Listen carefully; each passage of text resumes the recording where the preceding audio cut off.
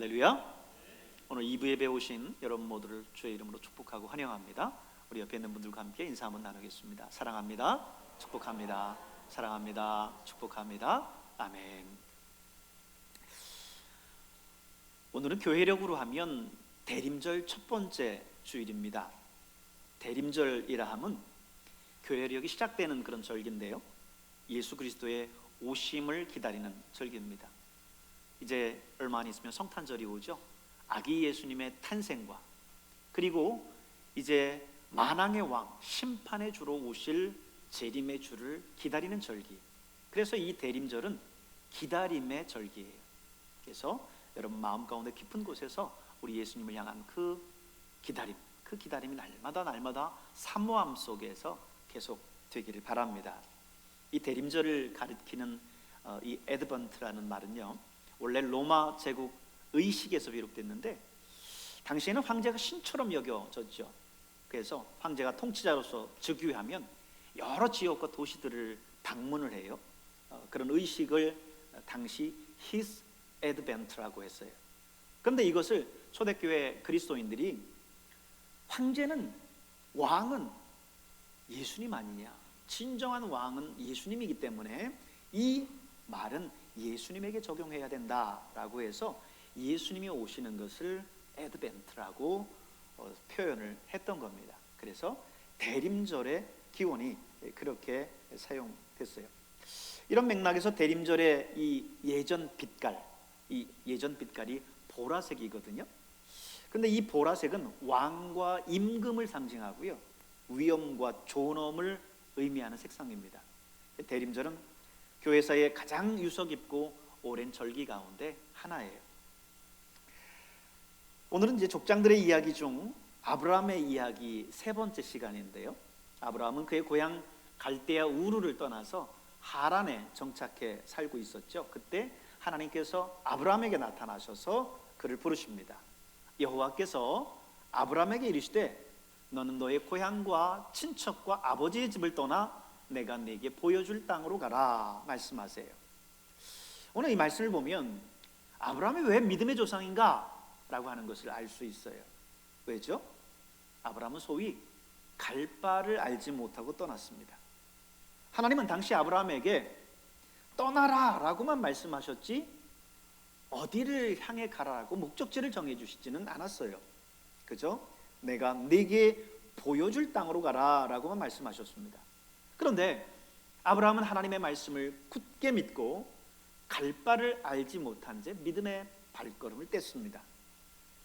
믿음으로 아브라함은 부르심을 받았을 때에 순종하여 장래 유업으로 받을 땅에 나아갈새 어떻게 했다고요?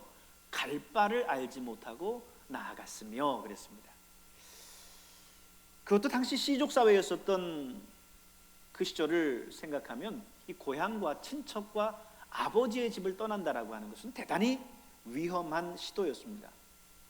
그러나 그럼에도 불구하고 아브라함은 여호와 하나님의 말씀에 단 한마디의 토도 달지 않고 순종해서 자리를 털고 일어났어요. 그리고 믿음의 여행을 떠납니다. 이에 아브라함이 여호와의 말씀을 따라갔고 롯도 그와 함께 갔으며 아브라함이 하란을 떠날 때에 75세였더라.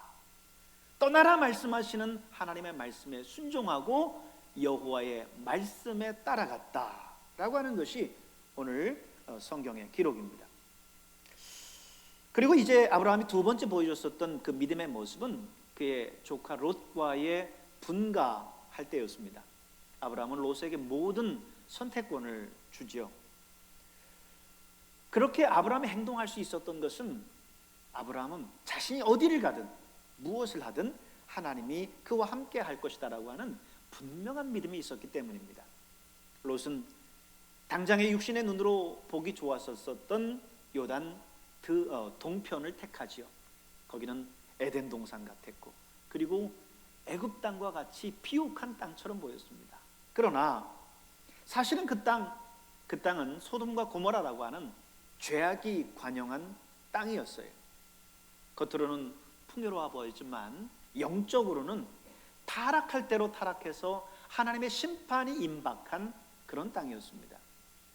그런데 아브라함은 그 도시의 의인들과 그리고 롯을 위해서 하나님 앞에 영적인 중보자로 서죠. 믿음의 조상의 그 영적인 위대한 모습을 우리는 거기서 찾아볼 수도 있습니다. 그런 믿음의 조상 아브라함에게 걱정이 하나 있었는데 그게 뭐예요? 아들이 없다는 거였어요. 대를 이을 아들이 없다는 겁니다. 하나님께서는 분명히 하란을 떠날 때에 아브라함에게 약속해 주시기를 뭐라고 약속해 주셨어요? 내가 너로 큰 민족을 이루고 네게 복을 주어 네 이름을 창대케 하리니 너는 복이 될지니라. 내가 너에게 큰 민족을 이루게 하겠다, 이렇게 약속해 주셨어요. 그런데 여러분, 아니 무슨 놈의 큰 민족입니까? 지금 당장 대를 이을 아들 하나도 없는데. 아브라함은 이 아들을 기다리지 못해 사레의 여종 하갈에게서 아들을 얻습니다. 그게 누구예요? 이스마엘입니다. 아브라함이 하란에서 하나님의 부르심을 받은 것이 75세였거든요. 그런데 지금 하갈에게서 이스마엘을 얻은 것이 86세예요. 그렇다면 아브라함은 지금 하나님으로부터 약속을 받은 지 11년 동안 사라에게서 아들 소식이 없는 겁니다. 그러니 기다리다 못해 그 여종 하갈에게서 상속자를 얻을 만도 하지요. 그러던 중 아브라함이 99세가 됐습니다. 하나님께서 또 아브라함에게 나타나셔서 말씀하세요. 아브라함아, 명년 이맘때에, 언제예요? 내년이에요. 99세에 하나님께서 나타나셔서 내년이라 하면 100세를 얘기하는 거죠. 100세에 너에게 아들을 줄 것이다, 이렇게 말씀하세요. 아니, 그동안 아들을 그렇게 기다렸는데도 안 주셔서 하갈을 통해서 이스마엘을 얻었는데, 지금 그 약속을 주신 지 24년이 지난 지금까지도 사라와의 사이에서는 아들이 없어요. 그러니까 오늘 아브라함이 이런 반응을 해요. 17장 18절에 보면요, 아브라함이 이에 하나님께 아뢰되 이스마엘이나 하나님 앞에 살기를 원하나이다. 여러분, 우리나라도 그랬지만 예전에는 자식을 낳으면 바로 출생신고 안 했잖아요. 왜요? 병들어서 죽는 아이들이 많았기 때문이죠. 그러니 당시 아브라함 시대 때는 오죽했겠습니까? 그러니까 아브라함이 하나님, 지금 이 이스마엘이나 건강하게 잘 자라서 제 대를 이을 수 있도록 해 주십시오. 아니, 그 전에 큰 민족을 이루겠다 말씀하셔놓고 지금 이 24년이 지나도록 사라와 나 사이에 아들을 주시지 않고는 무슨 또 지금 이제 내년이면 100세인데 100세 노구 할아버지에게 무슨 또 아들입니까? 이 말인 거예요. 그런데 하나님은 아니다. 사라의 몸에서 날 아들이 네 후사가 될 거고 그 이름을 이삭이라고 하거라. 아예 이름까지 줘서 주시는 거예요. 그런데 정말 하나님 놀랍게도요, 아브라함 100세, 사라 90세에 둘 사이에 아들을 주셨어요. 이삭을 주셨습니다. 이건 정말이지 기적 중에 기적이에요. 그렇게 기다렸었던 정실 부인과의 아들입니다. 하나님께서 100세에 주신 아들이죠. 이거는 아들이 아니라 뭐예요? 거의 손주입니다. 손주. 손자가 할아버지 무릎에 앉아서 할아버지 수염을 잡아당겨도 그 손자가 그렇게 이쁘다고 하는데, 그렇게 기다리고 기다리던 정말 100세의 자식을 낳았으니 아브라함이 얼마나 그 자식이 이쁘겠어요. 그냥 눈에 넣어도 안 아프다라고 하는 그 말이 아마 느껴질 겁니다. 그냥 이상만 보면 하루하루가 천국이에요. 그런데 어느 날 청천벽력 같은 하나님의 명령이 주어집니다. 오늘 본문의 말씀이에요. 여호와께서 이르시되 네 아들 네 사랑하는 독자 이삭을 데리고 모리아 땅으로 가서 내가 네게 일러준 한 산 거기서 그를 어떻게 하라고요? 번제로 드리라는 거예요. 번제. 여러분, 이 번제가 뭔지 아시죠? 번제는 제물을 칼로 일단은 죽여요. 그리고 그 몸 안에 있는 모든 피를 다 뺍니다. 그리고 뼈는 뼈대로, 기름은 기름대로 고기를 다 분리해요. 그리고는 제단 위에 얹어서 불로 태워서 드리는 제사가 번제예요. 아니, 일반 동물, 양을 잡아서 번제로 드리는 것도 끔찍한데 사람을 잡아서 번제로 드리라고요? 아니, 그것도 100세에 얻은 하나밖에 없는 아들을 지금 번제로 드리라고요? 사실 당시 고대 근동에서는 이방신을 섬기는 사람들 중에서는요, 자기 자신을 잡아서 이렇게 바치는 일들이 없지는 않았어요. 몰렉이라고 하는 우상을 섬기는 사람들의 인신 제사 방식이 바로 이 방식입니다. 그런데 우리는 여기서 묻지 않을 수 없지요. 아니, 왜 지금 하나님은 아브라함에게 이방신들이 섬기는 그 제사 방식으로 아들 이삭을 바치라고 하는 걸까? 아들 이삭을 인신제사로 번제로 바치라고 하는 걸까? 이렇게 묻지 않을 수 없지요. 그러면 그때 많은 분들은 대답할 겁니다. 그것은 아브라함의 믿음을 하나님께서 시험하시기 위함입니다. 맞아요. 맞습니다. 저도 거기에 대해서 부인하지 않습니다. 그러나 그렇다면 전지전능하신 하나님께서 아브라함이 지금 이렇게 하나님이 요구하실 때 아들 이삭을 번제로 바칠 것을 몰랐을까?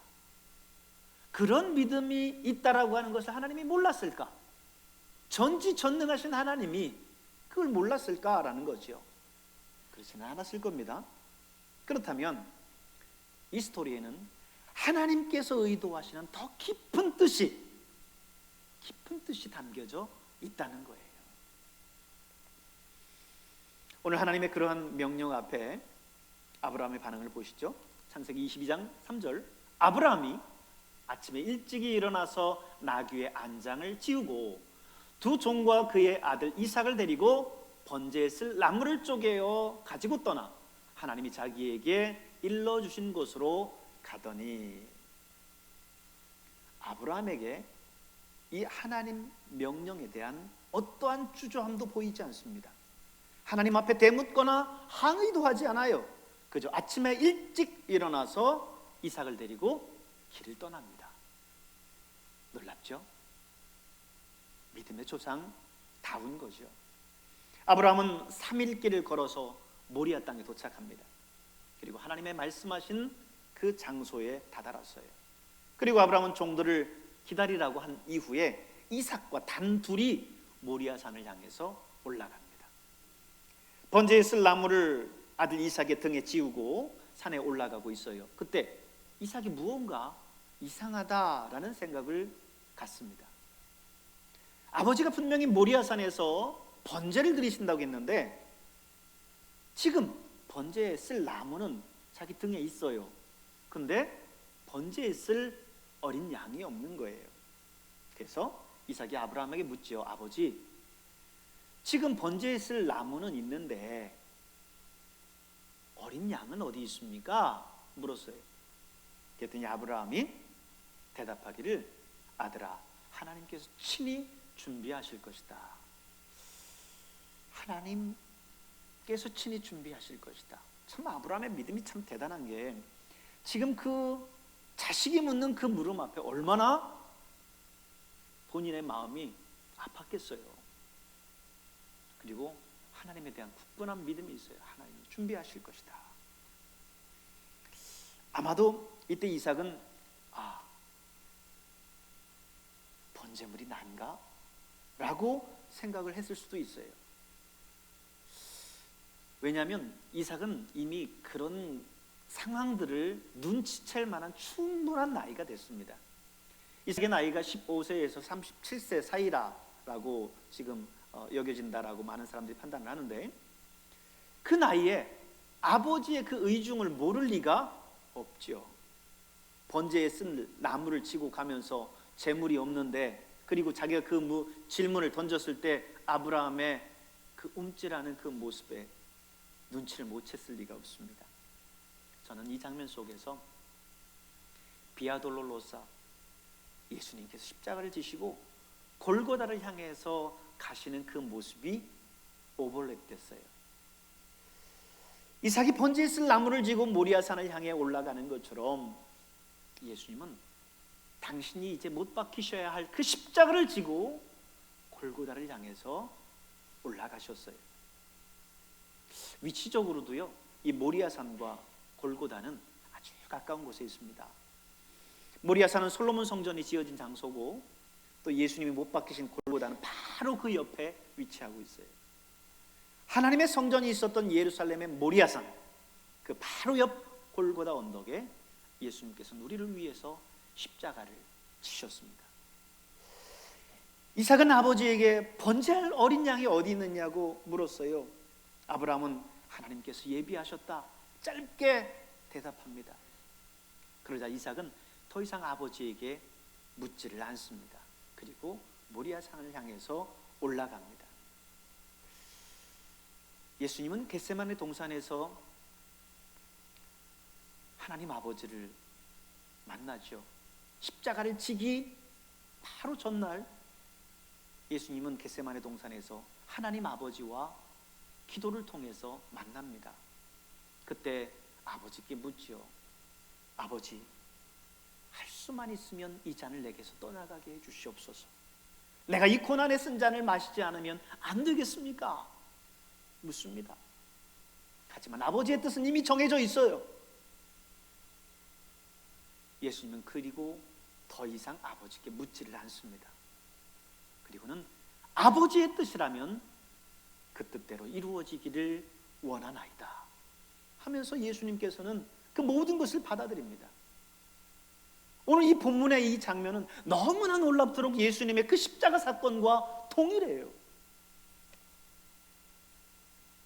제사를 지낼 장소에 도착했습니다. 아브라함은 제단을 쌓고 이삭을 묶어서 번제단 위에 올려놓습니다. 그리고 칼을 들어서 자기 아들을 죽이려고 할 때에 하나님의 천사가 급하게 아브라함을 부르며 막아섭니다. 아브라함아, 아브라함아, 내가 이제야 하나님을 경외하는 줄 알았다. 내가 내 아들 내 독자라도 내게 아끼지 아니하였으니 내가 이제야 내 하나님을 경외하는 줄을 아노라. 이렇게 말씀하세요. 유대 문헌에 의하면 이때 이삭의 나이가 37세라고 말합니다. 다음 장 23장에 나오는 사라의 죽음을 근거로 해서 몇몇 성경학자들도 이때 이삭의 나이가 37세라고 추정을 해요. 어쨌든 다른 사람들도 이삭의 나이가 적어도 15세 이상은 됐을 거라고는 합니다. 그렇다면 아브라함은 100세의 이삭을 낳았으니 115세에서 137세 사이겠죠. 이삭이 내가 번제물이구나, 아버지께서 나를 묻고 아버지께서 나를 죽이려고 하는구나 라고 하는 것을 알았을 때에 이삭이 지금 그 혈기방장한 나이에 그 노구의 아버지를 완력으로 멈추게 하지 못했을까요? 이삭은 그런 힘이 충분히 있었습니다. 그러나 이삭은 마치 순한 양처럼 그 어떤 반항도 하지 않고 묶인 채 번제물이 되기를 기다렸어요. 그리고 아브라함은 그런 이삭을 죽이기 위해서 칼을 듭니다. 우리는 여기서 예수님의 모습을 또 생각하지 않을 수 없습니다. 예수님은 당신이 체포될 거라고 하는 것을 이미 알고 계셨어요.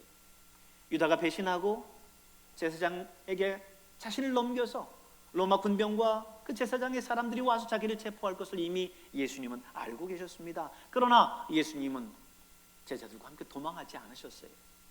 묵묵히 체포되셨고 십자가를 지고 골고다를 향해서 올라가셨습니다. 하나님은 그런 예수님, 그런 아들 예수님을 십자가에 내어주셨어요.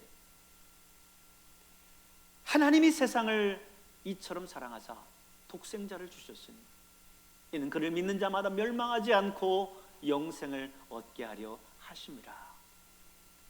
하나님이 우리를 너무너무 사랑하셔서 당신 하나밖에 없는 외아들 예수님을 십자가에 내어주신 거예요. 하나님이 이 우주 만물을 지으셨고 역사의 모든 것을 결정하시는 분이신데, 하나님은 예수님이 십자가에 못 박히시는 그 자리에 어떠한 개입도 관여도 하지 않으십니다. 이것은 하나님이 친히 예수님을 십자가에 못 박기로 결정하신 거예요. 아브라함이 이삭을 칼로 찌르려 했듯이 아버지 하나님은 아들 예수님을 십자가에 못 박았어요. 이 복음의 사실이 이 사건 속에 숨겨져 있는 거예요.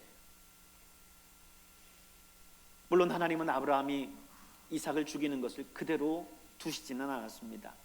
아브라함을 막으시고 번제를 위해서 순양 한 마리를 예비해 놓으시는 놀라운 반전을 이루시죠. 창세기 22장 13절에 보면 아브라함이 눈을 들어 살펴본즉 한 순양이 뒤에 있는데 뿔이 수풀에 걸려 있는지라 아브라함이 가서 그 순양을 가져다가 아들을 대신하여 번제로 드렸더라. 눈을 들어보니까 나무에 뿔이 걸려서 옴짤따살하지 못하고 있는 순양 하나가 있는 겁니다. 그래서 아브라함은 그 순양을 가져다가 이삭을 대신해서 번제를 드렸어요. 여러분, 하나님은 우리를 구원하시기 위해서 십자가의 죽음에 예수님을 내주셨지만 더 이상 사망 권세가 예수님을 주관하지 못하도록 하셨습니다. 예수님으로 하여금 죽음의 권세를 깨고 부활하도록 하셨어요. 무덤의 문을 열고 일어나시도록 하셨습니다. 이 놀라운 반전을 오늘 본문은 하나님께서 예비하신 순양 한 마리로 표현하고 있는 거예요. 이렇듯 오늘의 이 사건은 단순히 아브라함이 이삭을 번제로 드리려고 했었던 이야기, 단순히 하나님께서 아브라함의 믿음을 시험하려고 했었던 이야기로만 해석되어서는 안 되는 이야기예요. 이 이야기는 하나밖에 없는 아들 예수님을 우리에게 내어주시기까지 사랑하셨던 하나님 아버지의 그 사랑과 우리 죄를 위해서 십자가의 죽음조차 거부하지 않고 달게 지고 가셨던 예수님의 그 놀라운 은혜의 사건이 숨겨져 있는, 예표되어져 있는 사건입니다. 아브라함은 아버지 하나님을 예표하고 있고 이삭은 그의 독생자 예수 그리스도를 예표하고 있어요. 하나님은 이미 이 창세기 때부터 시작해서 당신의 이 인류를 향한 그 사랑과 구원의 계획들을, 그 복음의 사실들을 여기에다가 감추고 말씀해주고 계시던 거죠. 이 이야기는 여기서 끝나지 않습니다. 이 모든 사건이 있었던 모리아산, 이 장소는 아브라함이 그 아들 이삭을 번제로 드리려고 하면서까지 하나님을 향한 자신의 믿음과 사랑을 보였었던 곳이에요. 또한 솔로몬이 이곳에 솔로몬 성전을 건축한 곳입니다. 그리고 마지막으로 예수님이 이 곁에서 십자가의 대속적 죽음을 죽으신 곳이에요. 이 모리아라고 하는 이름의 뜻은 히브리어로 하나님을 보다, 하나님을 만난다라고 하는 뜻입니다. 모리아산, 이곳에서 우리는 하나님을 봅니다. 이곳에서 우리는 하나님을 만납니다. 그것은 사실 이후 예수 그리스도께서 십자가를 지신 골고다의 장소이시기 때문에 이 모리아는 예수 그리스도의 십자가의 사건을 예표하는 장소예요. 우리는 십자가에서 참되신 하나님을 만나고 참되신 하나님을 봅니다. 그렇습니다. 우리는 예수 그리스도의 십자가에서 비로소 하나님을 만나게 되는 거예요. 예수 그리스도의 십자가의 사건이 우리의 가슴 속에 새롭게 다가올 때 우리는 비로소 하나님을 만날 수 있어요. 십자가 없이는 하나님을 만날 수 없습니다. 십자가 없이는 하나님을 볼 수 없어요. 십자가의 그 사랑, 놀라운 그 사랑, 이 사랑을 경험하면 우리는 그 하나님의 그 놀라운 그 사랑 앞에 눈물을 감출 수 없습니다. 그러므로 십자가는 단순히 귀걸이나 목걸이와 같이 우리 겉모습을 치장하는 그런 액세서리가 아니에요. 그 십자가는 우리 가슴 속에 아로새겨야 할 하나님의 사랑이요 예수 그리스도의 은혜입니다. 오늘 본문을 통해서 모리아, 예수 그리스도의 십자가를 경험하고 하나님을 보고 하나님을 만나는 여러분 될 수 있기를 주님의 이름으로 축복합니다. 기도하겠습니다.